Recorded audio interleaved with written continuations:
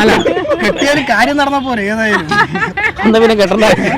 പിണറായി സർക്കാരിൻ്റെ ഈ ഭരണത്തെക്കുറിച്ച് നിങ്ങൾ 100% സാറ്റിസ്ഫാക്ഷൻ ആണോ അല്ലേ?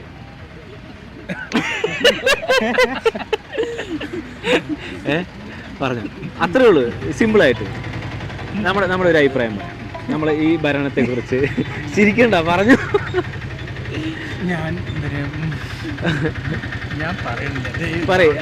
ഒരാൾ പറയാം. അതെ, അയ്യോ അവൻ ജോലിയുടെ കാര്യത്തിന് തീരുമാനമാകോ? പറഞ്ഞോ. നമ്മുടെ ഫുള്ളി സാറ്റിസ്ഫൈഡ് അല്ല. ഓക്കെ, എന്തുകൊണ്ടാണ് അങ്ങനെ പറയാൻ കാരണം? പരിധിവരെ ഭരണം തന്നെ. ഇപ്പം ഫണ്ട് കാര്യങ്ങളൊന്നും നിലവിൽ വരുന്നില്ല. പിന്നെ അതുപോലെ തന്നെ ടാക്സ് കാര്യങ്ങളൊക്കെ വർദ്ധിപ്പിച്ചുകൊണ്ടിരിക്കുകയാണ്. അത് ദൈനംദിന ജീവിതത്തിലെ ചെലവുകൾ കൂടുകയാണ്. നമ്മളെ ബാധിക്കുന്ന തീർച്ചയായും സാധാരണക്കാരനെ ബാധിക്കുമല്ലോ. ഒരു വെജിറ്റബിളിന്റെ വില കൂടുകയാണെന്ന് പറഞ്ഞാൽ സാധാരണക്കാരനെ ബാധിക്കുകയാണ്. അതുപോലെ തന്നെ അരി കാര്യങ്ങളെല്ലാം വില കൂടുന്ന ബാധിക്കുന്നുണ്ട്. സാർ ഇതിലും വർക്ക് ചെയ്യുന്ന ഇതിലാ? ഞാൻ നിർമ്മിതി കേന്ദ്രത്തിലാണ്, ഡിസ്ട്രിക്ട് നിർമ്മിതി കേന്ദ്രം. ഓക്കെ ഓക്കെ ഓക്കെ, ചേട്ടൻ പറഞ്ഞു. പറയാനുള്ളത് അമൂല്യമായ ആ സന്തോഷത്തിൽ ഞങ്ങളുടെ പേരും ആലേഖനം ചെയ്തതിന് നമ്മുടെ ബന്ധങ്ങൾക്ക് നൽകാം സുതാര്യതയുടെ പൊൻതിളക്കം.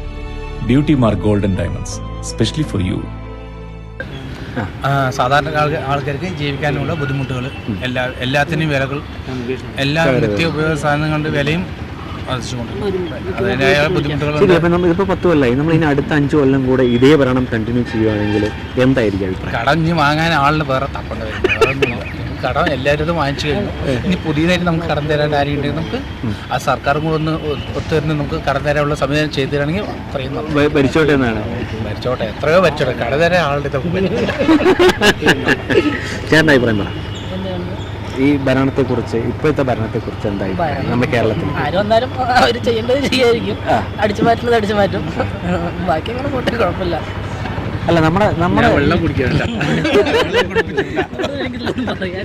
നമ്മൾ ലിവിങ് ടുഗെദറിനോട് മാരേജ്, ആ ഒരു ലൈഫിനോടാണോ love marriage, arrange marriage life ഏതാണ് കുറച്ചുകൂടെ കംഫർട്ടബിൾ, അല്ലെങ്കിൽ ഏതാണ് നിങ്ങൾക്ക് ഒരു ഇഷ്ടമുള്ളത്? പറഞ്ഞു. ലിവിങ് ടുഗെദർ ആണോ, അറേഞ്ച് ആണോ? ചോദിക്കുകയാണെന്നുണ്ടെങ്കിൽ ലവ് മാരേജ് പറഞ്ഞാൽ നമുക്ക് ത്രൂ ഔട്ട് ജീവിച്ചു പോവാം.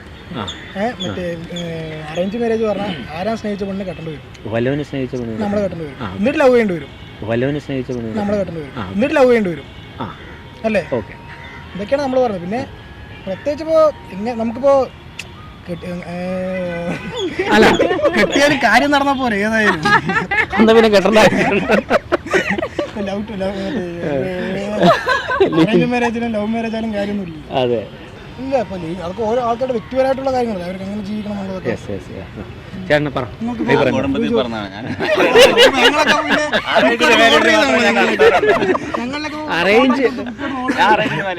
അറേഞ്ച് പേരാണ്. അപ്പോൾ പുള്ളി പറഞ്ഞ പോലെ വേറെ ആരെങ്കിലും അല്ല, എന്താ പറഞ്ഞേ?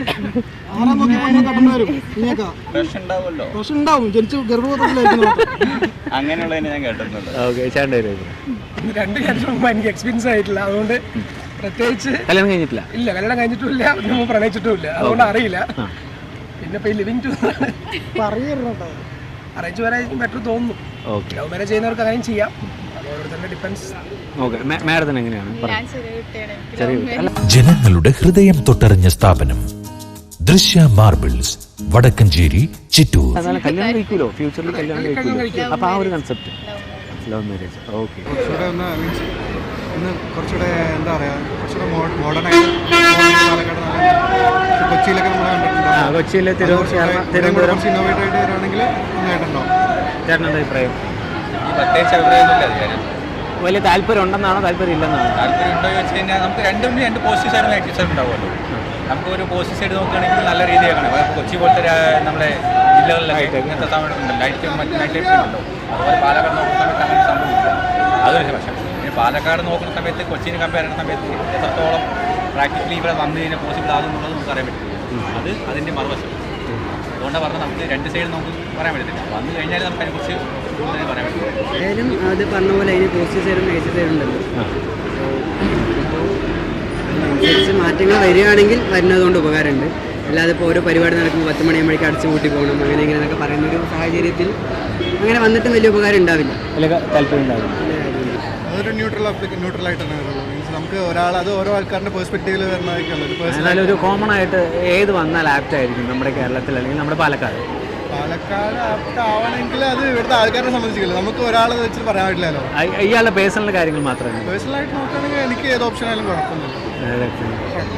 നമുക്ക് ഓരോരുത്തരുടെ പെർസ്പെക്റ്റീവ് നോക്കേണ്ടി വരും. എന്താ വെച്ച് കഴിഞ്ഞാൽ നമുക്കിപ്പോൾ എന്താ പറയുന്നത്, ഒരു കാര്യം പറയുമ്പോൾ അതിൻ്റെ പോസിറ്റീവ് സൈഡ് നെഗറ്റീവ് സൈഡ് എല്ലാത്തിലും ഉണ്ടല്ലോ. അപ്പോൾ എൻ്റെ ഒരു അഭിപ്രായം പറയുകയാണെങ്കിൽ നമുക്ക് എൻ്റെ പേഴ്സണൽ ഒപ്പീനിയൻ പറയുകയാണെങ്കിൽ ലവ് മാരേജ് ആയി പറ്റുമെന്ന് വിചാരിക്കും. കാരണം ലവ് മാരേജ് നോക്കുന്ന സമയത്ത് അവർ രണ്ടുപേരും മ്യൂച്വലായിട്ട് അണ്ടർസ്റ്റാൻഡ് ചെയ്ത് മാരേജ് ചെയ്യാൻ തീരുമാനിക്കുകയാണെങ്കിൽ അത് ലവ് കം അറേഞ്ച്ഡ് അതാണ് ഉദ്ദേശിക്കുന്നത്. അതിപ്പോൾ രണ്ടുപേരും പേഴ്സണലി ഇഷ്ടപ്പെട്ടു, അത് വീട്ടുകാരോട് സമ്മതിച്ച് വീട്ടുകാരോട് സമ്മതത്തോടെ നടത്തുന്നതായിരിക്കും ഇനി ബെറ്റർ എന്നാണ് എൻ്റെ ഒരു അഭിപ്രായം. നമ്മുടെ കൾച്ചർ നോക്കുന്നത്